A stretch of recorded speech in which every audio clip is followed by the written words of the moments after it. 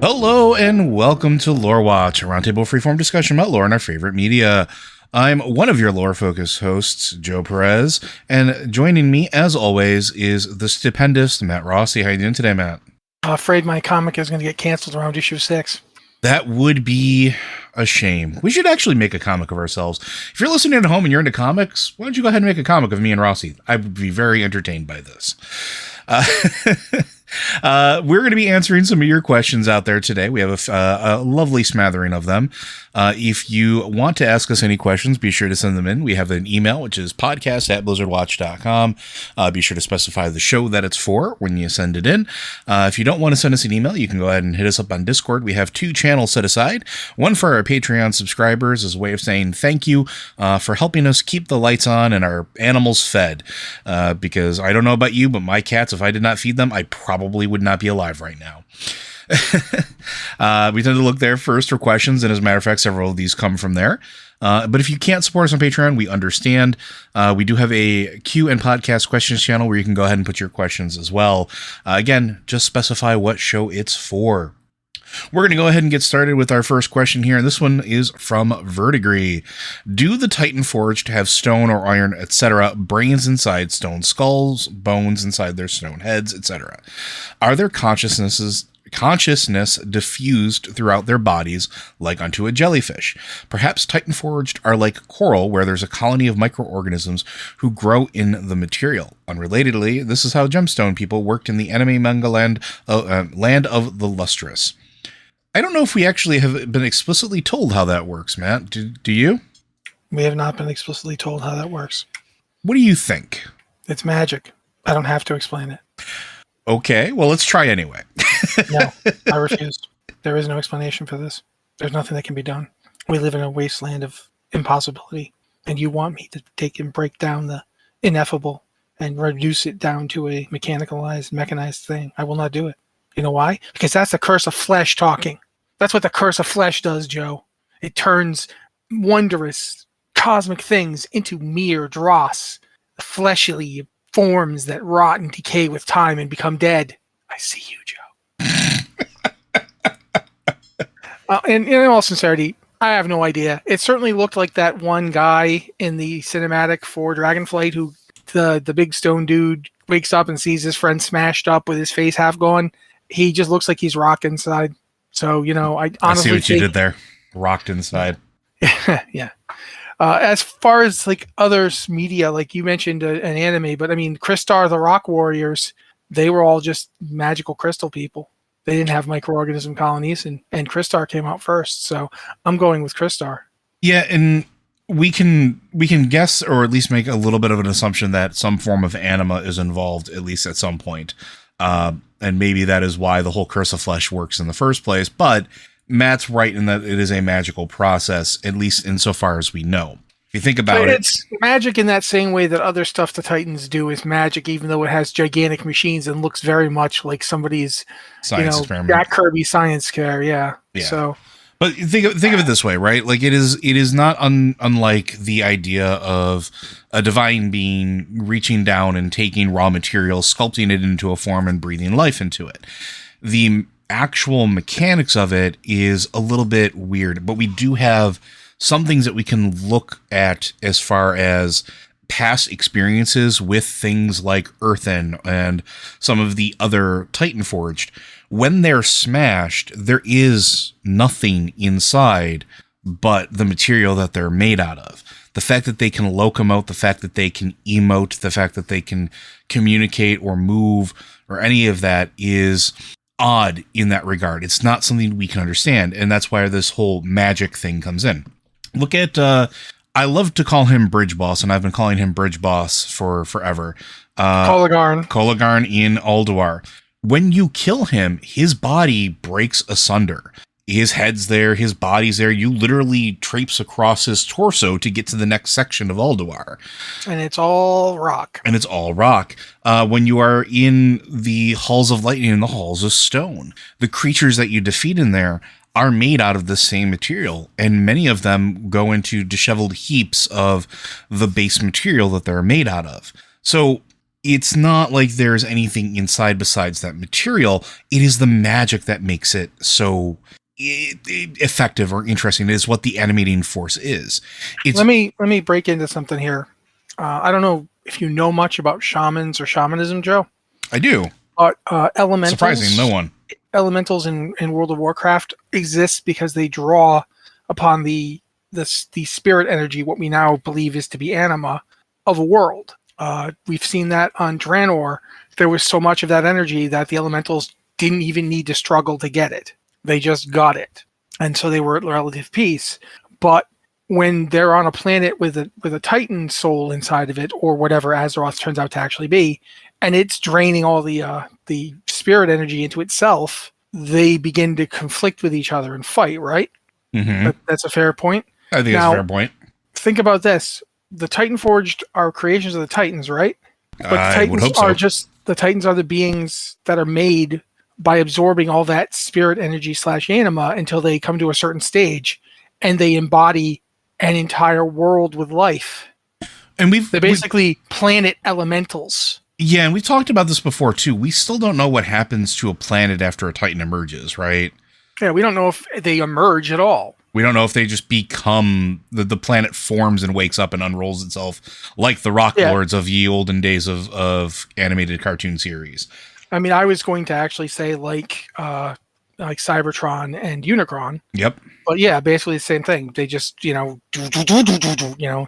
people on it might not even be noticeable. On the other hand, maybe it's pretty noticeable when, where you're living becomes an arm. I don't know.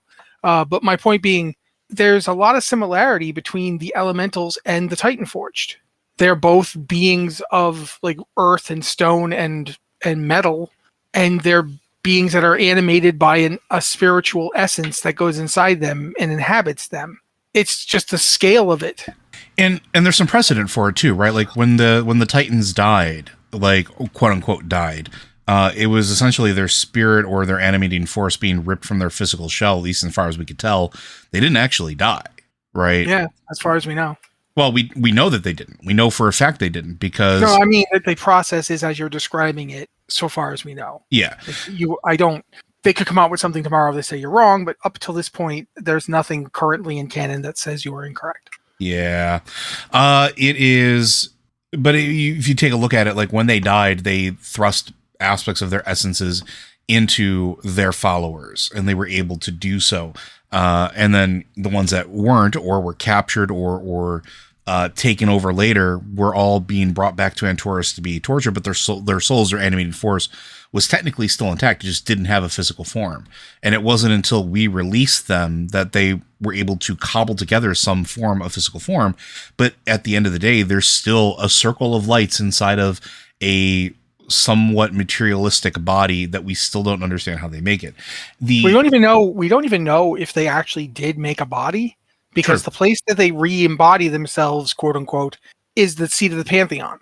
And that might not have ever been a place they went to physically, because it's not that big.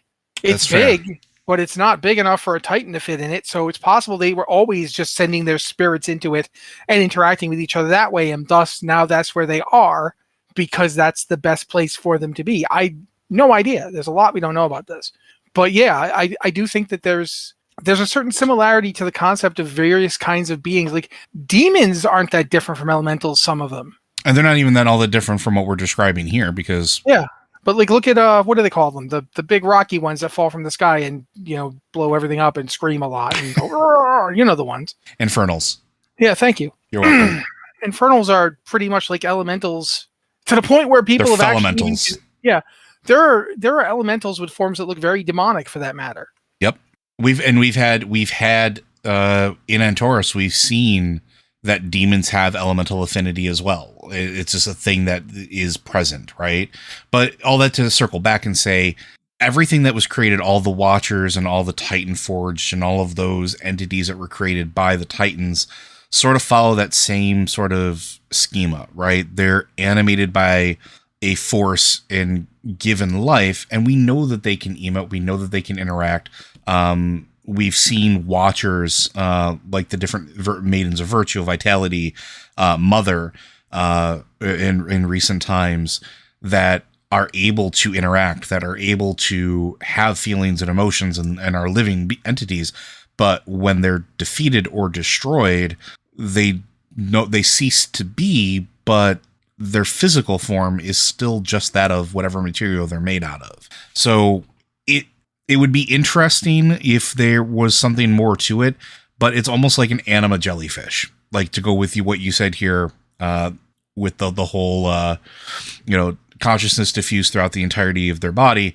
It's not wrong, actually, because we've seen bits and pieces remain animated after other bits have been torn off. We've seen ones that are missing hands or arms or maybe legs or, portions of their bodies and still are able to function, because that's not where vital organs are like it is on us. So we've seen maidens, watchers, I guess it would be a maiden, like stuck to a wall, and yet she was still somewhat functional. There was still something that, wrong as a result of the trauma that was inflicted, and it still felt, but it wasn't dead. So it's interesting. I think anima changes the discussion a lot, especially after this last expansion. If nothing else, whether you liked or disliked this expansion, anima and the discussion around it and what it is or what it can be and what it can or cannot do shifts a lot of things that we've been talking about and dealing with forever. Like, why are the Mogu trying to replicate anima? Why were they using it to morph and evolve things, right? They were also trying to turn themselves back into rock. And they were doing that through the use of what? Were they doing it through the use of anima, or was the anima the byproduct of it? I think they were using it as a result of it, because that was one of the things they were experimenting with. They had whole chambers devoted to it. Yeah, but... Or what they called anima. The thing that they were calling anima goes... Like, we see the blood golems, right? Mm-hmm. Like, the blood golems are made through the fluid going through them, but that's not how the Mogu, when they're turned to stone, are. There's, like... I keep thinking about... It's possible that the reason that they were turning themselves back to stone, it was to get anima. Because look at what happens... The flow of anima to the Shadowlands comes from us, not from like some Titan somewhere. In fact, the Titans don't even seem to be able to go there. And the one time one does go there, he immediately almost blows the place up. Mm-hmm. Like there's something about this, about the concept of anima, about what it is and what it does, that makes me wonder if, like, the elementals are fighting over the quote unquote spirit energy of Azeroth. Why? What are they trying to do with it? What do they want it for? Just to make themselves stronger, or to make themselves more real? Because we know elemental forms can transform into living forms without the curse of flesh being involved at all. Dragons did that. Mm-hmm. Dragons went from elemental forms to living forms that still have elemental resonances and elemental properties, but they're alive now. They're living things. They're not just animate rock. Is it the act of becoming a living thing, of slowly changing from inanimate to fully animate, that creates this anima surge that makes things die in the first place, to return the anima back to the universe? I don't know, but it's well worth thinking about. Yeah, it's a lot that we're probably not going to know the answer to solidly for probably years to come, right?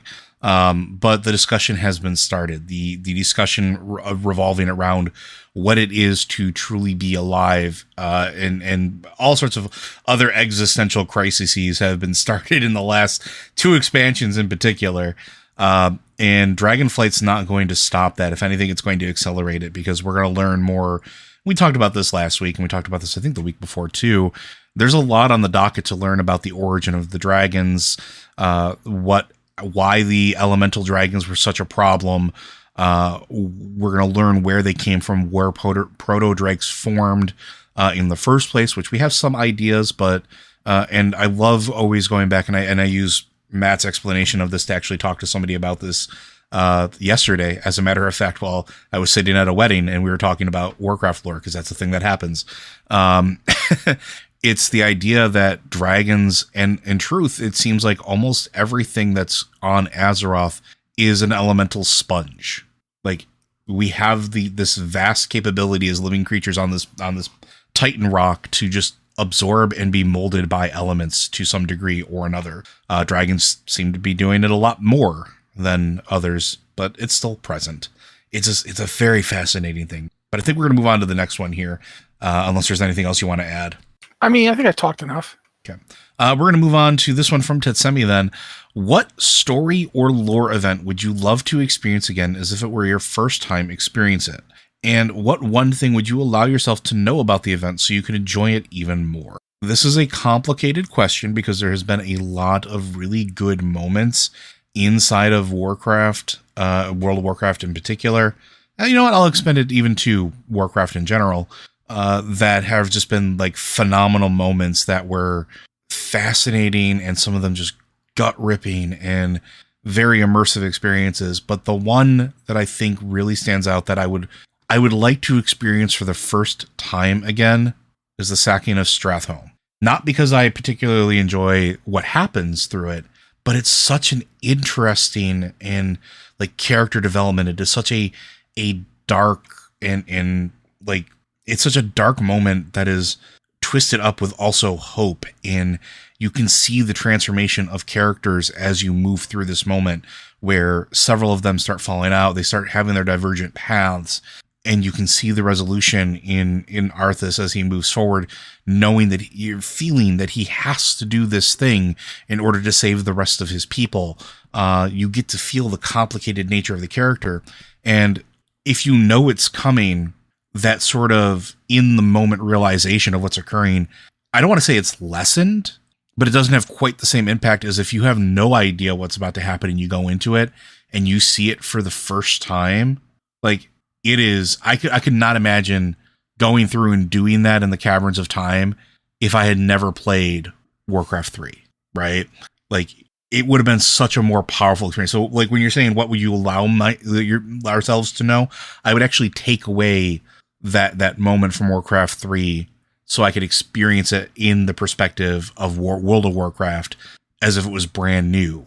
But it's one of those moments that is just, it always stuck with me. Those story elements, that entire scenario just really stuck with me. And I would love to experience it again for the very first time. What about you, Matt? Gobliteration. Would you like to expand on that? Yes, any quest, especially Gobliteration, where you just ride around inside of some kind of vehicle or thing and just blow up people. Hundreds of people. Like, for instance, Gobliteration, where you get inside of a giant stone elemental construct created by some iron dwarves. And technically, it's stabilized magma, sir. Okay. At any rate, set like 300-400 goblins on fire. Not sure the story element of that one. Yeah, no, it's right there. What story do you need? I have gotten together a whole bunch of red hot rock, and now I'm going to burn you to death. There you go. That's it. Keep in mind that I went into Battle for Azeroth as a person playing a character who had just seen her people get slaughtered and the place where her parents were living blown the F up. I was totally down with setting any Horde members on fire. If it had been a Horde orphanage, I probably would have set it on fire at that point. Because I'm pretty sure there was an orphanage in Darnassus, and guess what happened to it? It got set on fire. I'm personally glad that whole kind of thing is going away from the game for a while. I need a break from it. But, I mean, at the time, yeah, I was totally down for burning some goblins to death. I enjoyed the heck out of it, and I'd do it again. I would not particularly need to I would like to go into it fresh because it was just the shock and surprise of it when I went into it. Because there's that quest in Uldum where you're going after pygmies, but that one I didn't enjoy as much because the pygmies hadn't done anything to me. Like, you know what I mean? That one felt weird. I didn't like that one as much. And I don't remember the name of it either, for that matter. Do you remember the name of that one? Is that like Nomageddon or something? Nomageddon. Yeah, that one I don't like as much. But Gobliteration, yeah, I was there. Don't need to know anything further about it to enjoy it. Just blow them up. Boom, boom. Or the Scarlet Crusade one, and you're doing the Death Knight starting area in Wrath of the Lich King, and you have you get carted onto a boat, so you can take over the cannon on the boat and use it to blow up a whole bunch of Scarlet Crusaders. Never gets old. So yeah, we're basically finding out I love quests where I get to blow up a whole lot of people. I mean, are there any? And let's morph it a little bit because there's been a lot of like. Hold on. All right, hold on. Okay. Tyrannosaurus. Okay, I'm ready now. There's been a lot of. Look, I know you're looking for story stuff from me here. You want me to tell you like a quest or something that has an emotional resonance that I would like to repeat. The problem is that in a way there are too many of them, and in another way, yeah. I don't want to forget anything I've done. Like those story elements that I've experienced, they've been taken into me. They've affected how I view storytelling. I don't want them removed, even if it meant I would experience them again, because I'm a different person now. And I don't think I might enjoy them all the same way I did when I did. Yeah, and I think that's part of it, right? Like it's that like that old saying, you can never go home. Yeah, you can go home, but it's like in Grosse Pointe Blank, you go home and Yes. it's a 7-Eleven now, and there's a microwave where your room used to be. You can, if you try and take away an experience from a person, you remove part of them, because that little piece of story that they absorbed when they absorbed it affected their worldview going forward into the future. And even if the worldview they have now is totally different than the one they had then, that's because you built to it through a lifetime of choices and decisions and experiences. So I don't want to like pluck out any threads that way. But also, I mean, one of my favorite quests of all time is one of the saddest quests of all time. It's going back to Darkshore after the Cataclysm, and the place is just wrecked up, and you have to go try and find this guy, and he's dead, and you find his bear, and you have to lead his bear back to Darkshore, and the bear makes friends with another guy. I mean, before it was turned into an incredibly short story, a sad short story by someone who's no longer with us. Raids, that was a masterpiece. Good job. It was still a quest I did, and it was heartbreaking, but it's one of my favorite because it was heartbreaking, because it made me care. Sometimes it's not about how much fun stuff is. Like, there's a lot of fun I've had playing World of Warcraft, but most of the fun isn't the stuff I remember. Like the room of upside down sinners. You snuck into Kara basement, right? Oh yeah, no, I want to go into bad boy jail for that one. And when you did, and you saw that room for the first time, it was creepy AF, and Yes. you remembered it. Or even like, think about the first time you ran Blackrock Depths, and it took so long. It was like, but every little piece of it had story. Like there's the portrait of the previous Thorasan, and there's like people talking about this, and there's like the weird presence of the Twilight's Hammer inside the jail itself, and the whole bit with the Onyxia quest chain. There's just tons and tons of story in some of these dungeons, and I don't see what, I don't know that I would take them the same way now. Well, that's why I'm saying let's turn this around a little bit. Let's evolve this. What about a story element that we haven't gotten to experience in game, but we know exists? Something that we would maybe wishful thinking like to experience moving forward. Is there one like that? Because I can think of one for me that I think would be absolutely it would be insanely interesting to be able to experience. Now, I don't think it'll ever happen, but I was just thinking, going back to what we were talking about, the original battle between Sargeras and the Pantheon. We've heard about it. We've seen, or at least the aftermath of it, and we've seen the lead up to it. But there's this element of it where it has to happen, right? Because it's part of the one true timeline. I would love to experience what that looked like, what a battle between Titans actually looks like. Because even the battle on Azeroth's surface against the Black Empire, the Titans really didn't do anything. They put creatures and armies on the planet to do it for them because they couldn't actually touch the planet. What would a battle between cosmic entities like that look like? What must it have been? And the idea of knowing what has to play out and having to make it happen, having to make it like tie into the true timeline would be fascinating to me, because you know what's going to happen, but you have to make it happen anyway, right? It's the Murazond effect, which is what I'm going to start calling it from now on, where he knows that he's Dormammu knows we know Nor's Domu. I'm Dormammu. I came to bargain. Nor's Domu. I've come to bargain. That's not going to work on me. I do that too. Yeah, the time loop thing. I'm already in one. Oh, okay. Sorry. But like he knows the point of his death. He knows that he has to do this, right? He has to, because the Infinite Dragonflight has kept moments occurring. Does he still know that? I think he does. I don't know, man. Did you see the second? I have a theory about that, which we can talk about later. But I would love to see an inevitable moment like that where we have to experience it, but we haven't or we get to experience it, but we haven't seen it yet. Is there something in Warcraft lore that has happened that you haven't seen in game, but you would love to see represented in a game, and whether it's an event or a dungeon, a raid, or a scenario or something? No. Okay. It's a joke, Joe. Give me a second. Quite frankly, you deserved it. Anyway, guess gotta get some water in my glass here because somebody wants me to talk a lot, and that makes my throat all dry. All righty, everybody. I mean, I'm actually kind of burned out on huge cosmic things. So whilst your idea is a fine one, it is not the way I'm thinking right now. What I would love to do is go on a tour of the height of every previous big civilization before the Sundering. Like you're talking like the Troll Empire when it was at its peak? The Night Elf one, the Troll one, like what the Pandaren did before the Mogu, what are the names of bug people?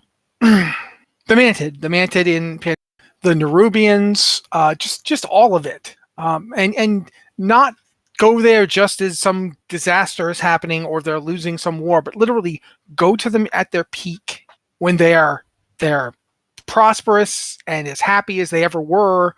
The moments that they were like, this is a good representation of what they were like before stuff started falling down the hill. It's like saying I want to go back to like Rome. You don't want to go back to Rome as the Visigoths are burning it. You want to go back to Rome at its height. You want to see it. That's what I want to see. I want to see all these different societies when they were young, essentially, when they were like at their best, when they were like either achieving their greatest glories or just having had achieved them are now like, yay, look at our greatest glories. Don't pay attention to that stuff that's coming up later. This is the thing you want to see. Just to get a sense, like, because one of the societies you could do would be the Seven Kingdoms. I mean, the Seven Kingdoms were never peaceful, but they were at a point where there were like 7 different human nations, and they were all doing well. Yeah, that's true. And that lasted for a couple hundred years. I'd like to see that. I'd like to see the humans, like, like after the Troll War. This is not going back to the Troll War, but like go to see them establish their kingdoms and what those kingdoms were like, and just stuff like that. I'd love for there to be a quest chain that like was kind of like a tour of the successes, because all these things came after. Like the various societies on Azeroth's surface all rose up after the Black Empire. They were essentially a reaction to that. So in a way, it's kind of a cyclical examination of rebuilding, of creating something new out of something old. And the clashes between these civilizations, like if you start off with like the various Kiraji societies that broke off from each other and became their own thing, if you start with them, and then you move to, okay, now the trolls are at their height, you're now in the society that ended the Kiraji society. You know what I mean? And then suddenly you go to like, here's the Mogu and their expanding empire. Now here's the Pandaren. Where'd the Mogu go? Oh yeah, they totally got their butts kicked by the Panda people. And you get to see the cyclical nature of these empires and of the nature of like a peaceful society on Azeroth. It never really lasts. Yeah, and I mean the idea of a peaceful thing in Warcraft is always fascinating. We talk about it a lot. We don't really ever get to experience peaceful anything in Azeroth. When's the last time we've had a period of peace? I mean, technically the period between the second and third war would have been the most recent one.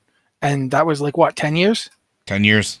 Yeah, and it was basically 10 years of holding an entire race as POWs because you didn't know what else to do with them and you were unable to bring yourself to just massacre them, which is weird.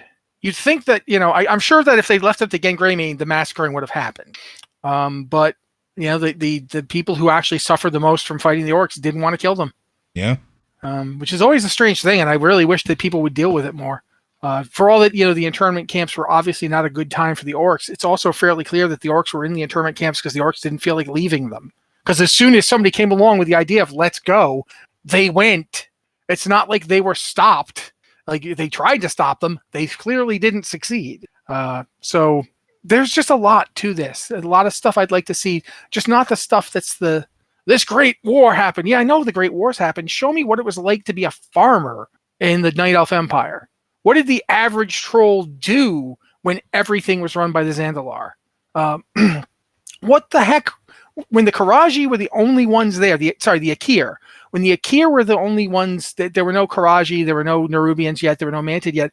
What were the Akir like? Did they just spend all their time fighting people, or did they have a society? What was it? Was it just old gods are great, or was it, what was it like for one of them to live? Did they have lives? Like, that's kind of stuff I'd like to see. So I would go with that. Okay. All right. Well, we're going to move on to our next one here then. And this one comes from Razorberg or Razorbug. Again, this is one of those ones that I started mispronouncing, and we just kind of rolled with it. Thank you, Razor. I thought it was you going with Zoidberg. The question from your old friend Zoidberg. I mean Razorbug. Razor's been a really good sport about it, and I appreciate them. Do you think we might one day see a psionic class in WoW? I don't mean Warlock or Shadow Priest, which both have their base in Void/Fel magic, but an evolution on Order, maybe, or even something totally new. A caster based totally off of personal power and training, but rejecting Titan Arcana and developing pure human, troll, or etc. advancement. They could be an ultimate CC caster build. Feels like something number before.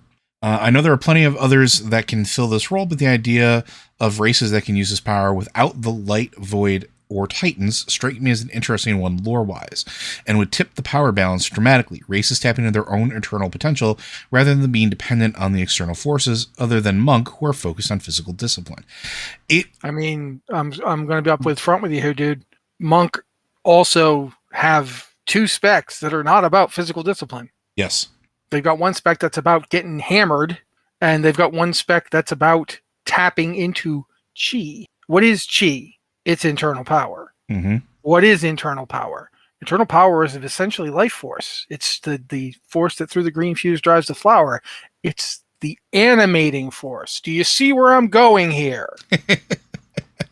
So I don't think we're going to have quote unquote psionics because I think that the Monk is doing that kind of thing just with slightly different labels on it. And I get what you're saying, because you're basically talking about, like in D&D, they've actually repeatedly had quote unquote psionics, and anybody who's like read science fiction knows basically what we're talking about. And of course, there's the Duryini series, which has psionic people in a fantasy milieu.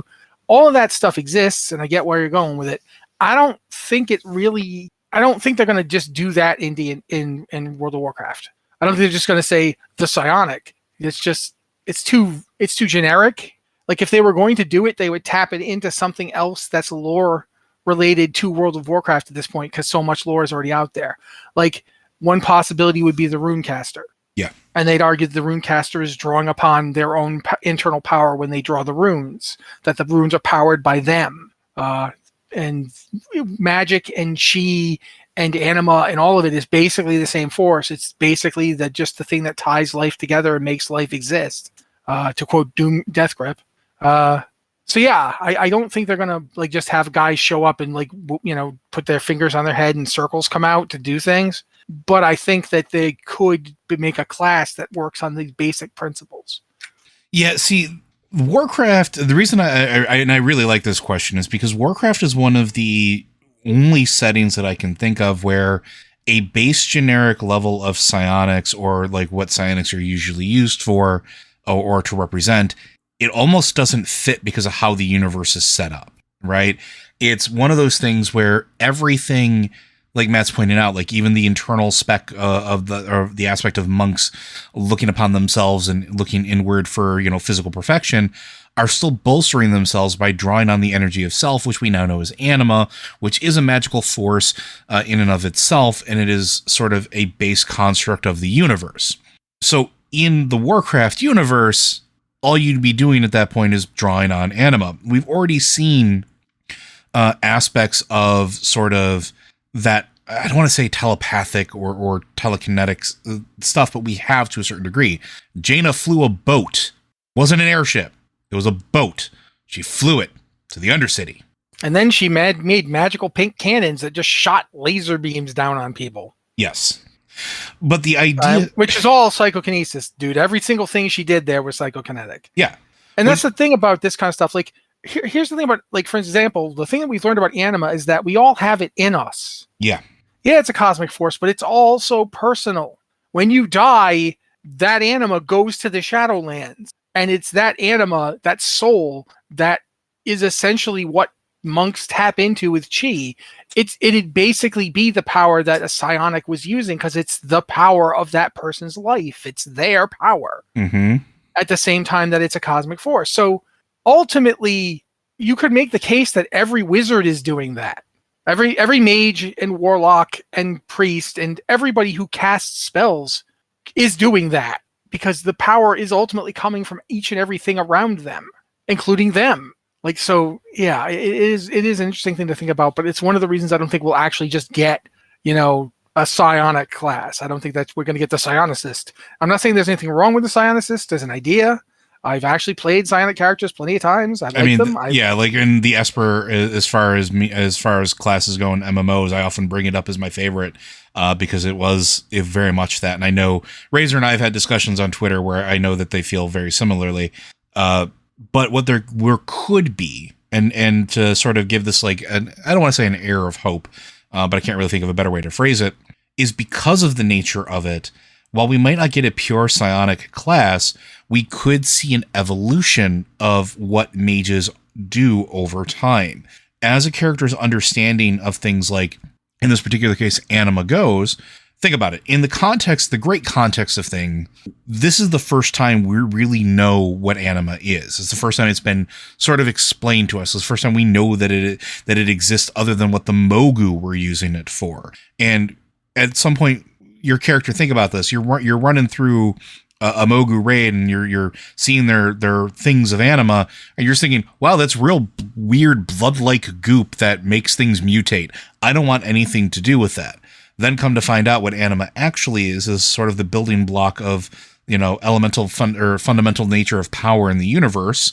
It starts putting it into a different context. And if it's something we all have within ourselves, then maybe it starts opening up the door for practitioners of anything to sort of redefine what that looks like. It often reminds me of discussing like the Nephilim in Diablo, and how that power is born from the marriage of, their demonic and angelic natures, where together they are more powerful than their creators, essentially. And that power is almost that of pure creation, going back to like the Sin War trilogy. Aldyssian just makes things happen, right? There's not really a formal training, although he does receive some training, from Lilith. It's weird. Read the books. But a lot of it is just, he wills it to happen, and therefore it happens.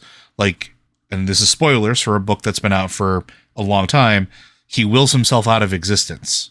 Tell me a mage on Azeroth that could do that without just lighting a fireball at their feet. He literally wipes himself out of memory, pulls himself out of the universe where nobody will know that he existed. Everything that he has done is undone. It is a fascinating concept, but he had the power to do that. Anima... First book's 2011, by the way. Thank you. Anima kind of gives the opportunity to do some wild stuff like that, because we know now that Anima is sort of like this, I don't want to say a catch-all, but it is very expansive. It covers a lot of things. Anima is interesting because it is both the material and the means of creation. It's what creation is made out of and what made it. It's like if your hammer, when you just hammered it, made the thing you were hammering. Mm-hmm. It's tool and it's the material the tool works upon, which is why, like to use the Nephilim as an example, the reason that Aldyssian can will himself out of existence is because he possesses within him all the latent power of the forces that create and that change, like the light of heaven, the sound of it, the music of the spheres. Because remember that's a big part in Diablo, is the musicality of it, plus the corrupting, transforming, changing nature of the demons. Mm-hmm. Demons are chaos. They are wild, frenzied alteration. Those two things combined, like now you've got this thing to work on and this thing to work on it with. And that's kind of how the anima seems to work, at least so far as we've seen in the Shadowlands, where like everything is made out of the stuff. Everything that wanders past you, every spirit you talk to, every blade of grass that brushes your leg, every building, it's all made out of anima. And also it was made with anima. Like anima did this and anima is this. So yeah, it's interesting to think about somebody who could. I've always thought about it in other terms, in other settings. I've always thought of psionic powers as being kind of like building a dam. Like the magician types tap into this cosmic pool of power that every living thing contributes into. Like every living thing, because it's alive, radiates into the universe around them this tiny bit of potential, and that creates this pool of power that's fuses the universe.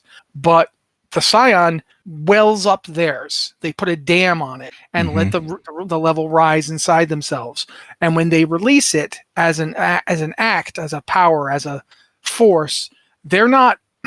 They're capable of incredible feats, but the downside is they can't reach out of themselves for more. It all has to come from inside, so you get worn down faster. Like another way to use it would be to look at Dark Sun, which has both psionics and magic. Psionics are a completely natural part of that world. Magic is inherently corruptive and destructive if you don't know what you're doing. Which is why it's a desert in the first place.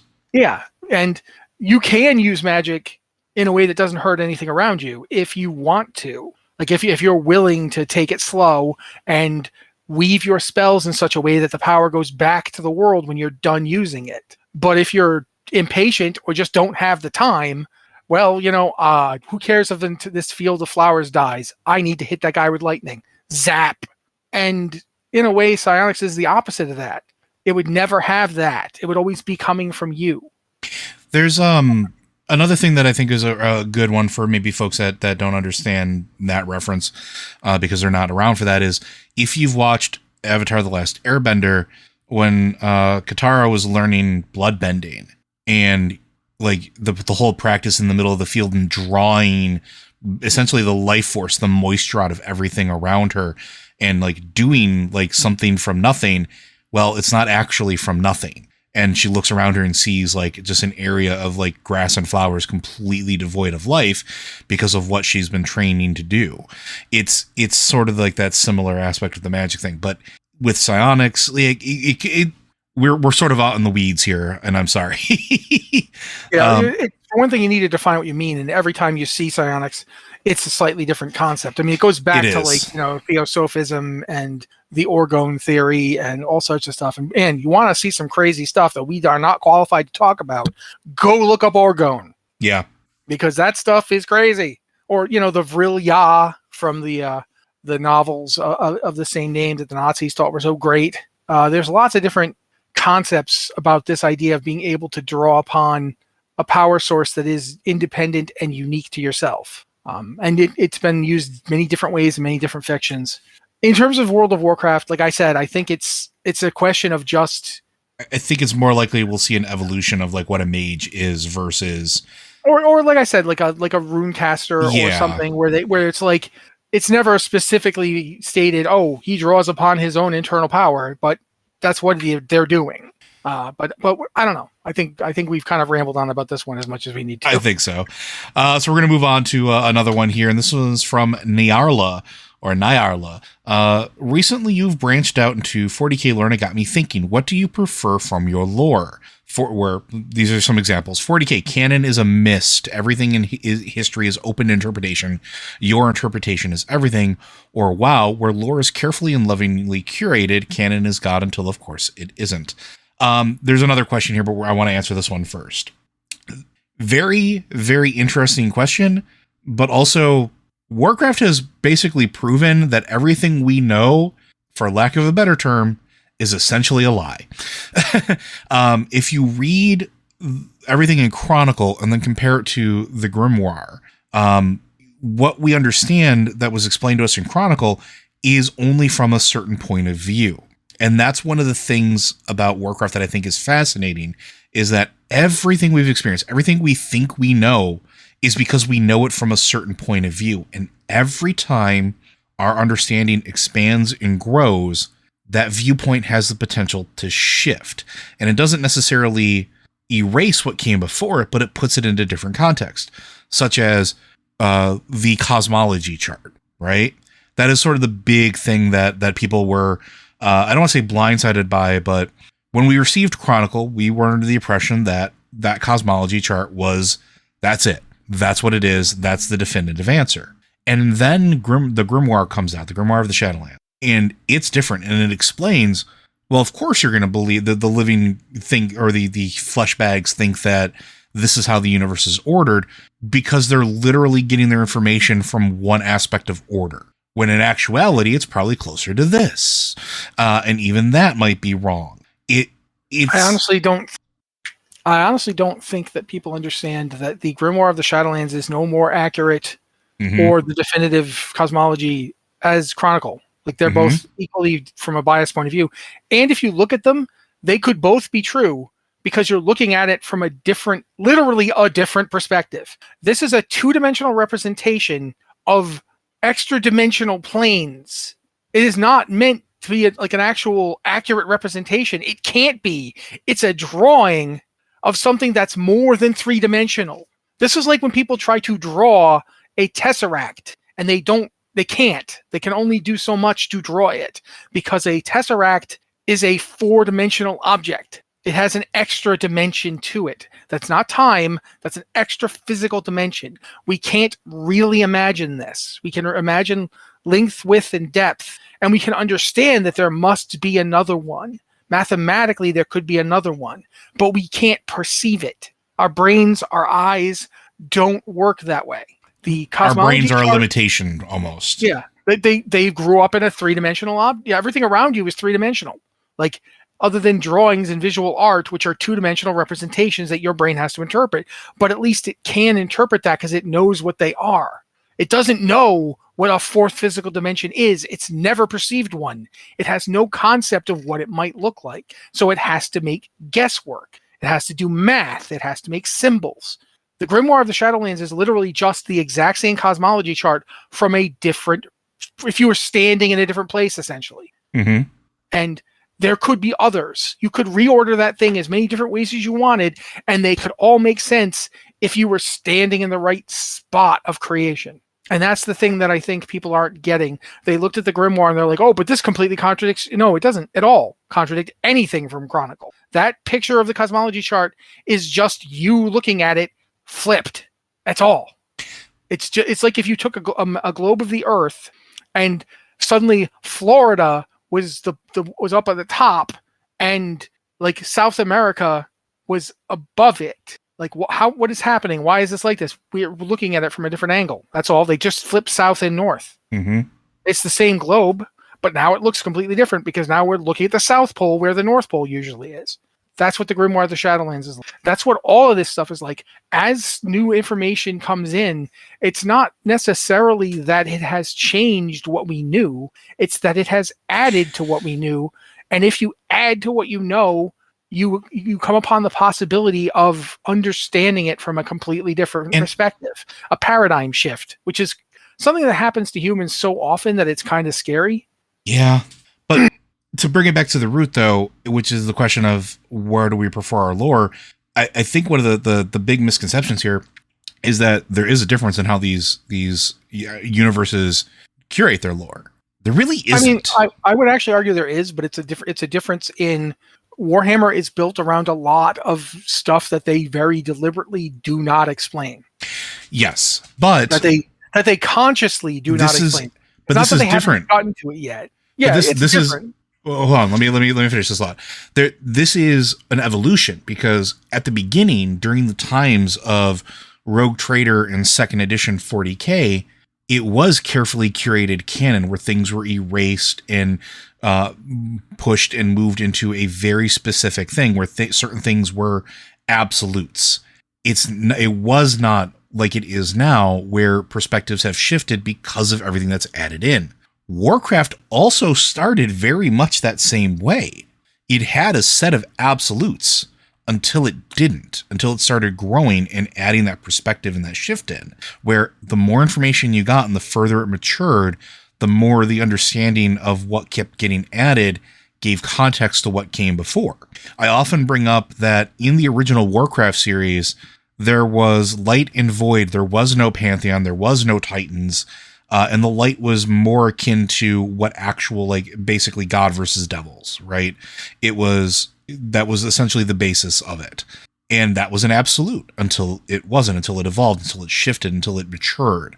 And both of these are at a point now where I think I prefer them, where there's just enough wiggle room for things to continue to grow. Because to me, that's where lore is the most interesting. It's when you find more information and it has the potential to give more context to what came before and shift your perspective. That's what's been happening in the 40K universe recently, especially over the last several years, where we've had the Horus Heresy novels, as well as a lot of the stuff that's being released in the 30K series of games that's advancing the story, and how the story in 40K is advancing as well. It's not so much leaving it up to interpretation as it is adding more information to change the perspective of the past. And Warcraft is doing that, like we just talked about with Anima, right? That it, to me, they're very similar in that regard. And I'll shut up and let Matt talk since I cut him off earlier. No, that's fine. Do you have anything else you want to add to that before we go to the second part of the question from Nyarla? I'm going to use an example that, if you're familiar with comic books, will be immediately, instantly understandable. And if you are not, you will have absolutely no idea what I'm talking about and think it's the ravings of a madman. I prefer the DC Comics approach to the Marvel Comics. And that's saying something, because there are some significant drawbacks to the DC Comics approach, mainly that you give writers a constantly shifting cosmology, and they will not be able to stop shifting it. They will continuously do this to the point where people get very confused. I am never one of those people who gets confused by these things, because I'm always aware that this is all just made up anyway. So if someone decides it's different now, well, okay, we made up a new thing. But for a lot of people, that's confusing. Marvel goes out of their way to not do that, even if it means they do an event called Secret Wars, which isn't the original Secret Wars, that reboots the universe, but they reboot it exactly the way it was before, or as close to that as they could get. Mm-hmm. You know, like, they don't want to change anything radically. They just want it to keep flowing out from a central source, even if that means they then have to go start entire new comic lines, like the New Universe, or the Ultimates, or what have you, the Ultimate Universe, because they end up piling upon this edifice that is so huge and convoluted that Bible scholars and church patriarchs can't figure out the canon, and with the kind of unerring bulldog tenacity that a comic book fan does when you make a mistake about the Rocket Racer. And if you don't know who the Rocket Racer is, be grateful. But DC, with DC's approach, it's magic. You don't have to explain it. After a while, like, you can still just, you know the basics, and everything else is theirs for you to use or not. Like, one of my favorite lore bits from DC is from post-Crisis on Infinite Earths, where it turns out that there's a alien city in South America that Superman finds, that a big robot containing the souls of 500 aliens who actually aren't alien at all, but were, in fact, the first sapient race on Earth who kept our ancestors as slaves, were once living in. And then there's a disease on Earth that almost killed them, and 200,000 of them left in spaceships, and 500 of them remained. And it basically explains everything about DC Comics having a ton of humanoid aliens. They were probably all descended from these aliens that look just like us, but were our superiors in some vague way that's not explained. But no writer has ever felt the need to use it. In Marvel, they would absolutely have to use it. They would be constrained to use it because it's there. It's been published. Like, I like Al Ewing a lot as a writer, but Al Ewing is the personification of that approach. Like, he can't let anything go. He feels the need to immediately grab that thread and pull it over to this thread.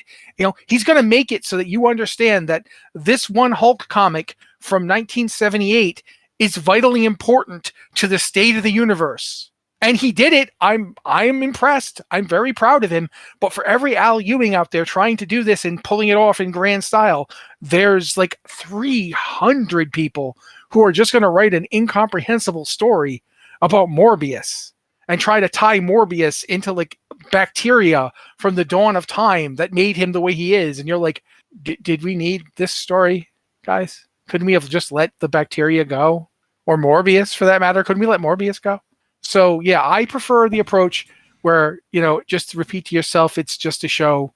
I should really just relax.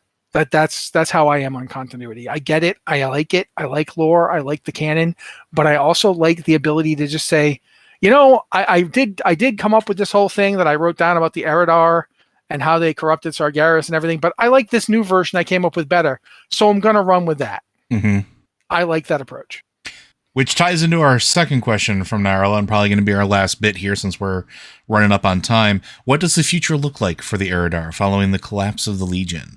On his defeat, Kil'jaeden expressed regret over his decisions. Could others come crawling back to the Draenei?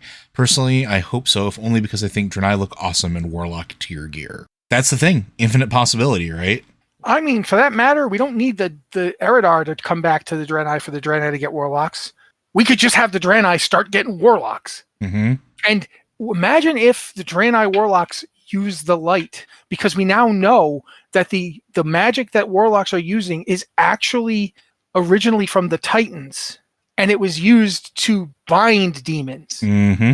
So you could have these, they're still Warlocks, they're still doing Warlocky things, but they're not doing it by summoning demons and getting the lore from them. They're literally doing it by communing with the light, learning the power, and using it to bind these demons and enslave them.